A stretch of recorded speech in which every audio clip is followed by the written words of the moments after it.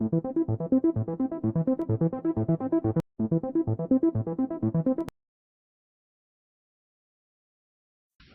this is your boy Miguel from the Mobile Mechanic 757. You know, I get down and get straight to the point. Customers said that they had a rag sitting right in the throttle body and it got sucked into the engine.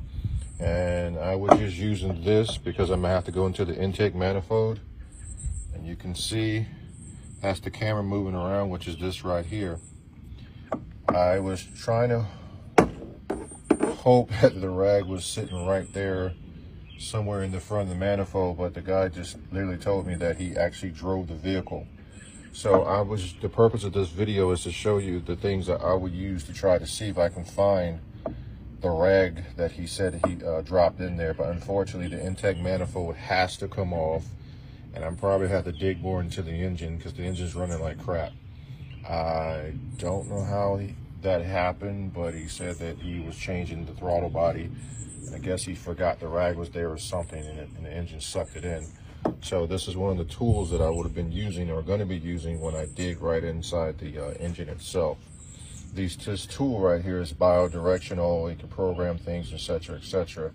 This will be in the description of the video. All the tools that I use, I have a store with over 100-something products of the products that I use every single day.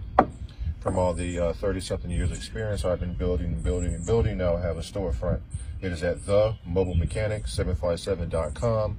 Also, if you are a mobile mechanic and you need documents to protect yourself from customers, warranties, policies, cheat sheets to help you, say air condition problems, that has a cheat sheet that kind of like will make everything a lot quicker, even has pictures and stuff, and can be modified on Microsoft, edited on Microsoft, to customize to your business, pre-inspections, etc., etc., one-on-one consultations, and having different services that I offer.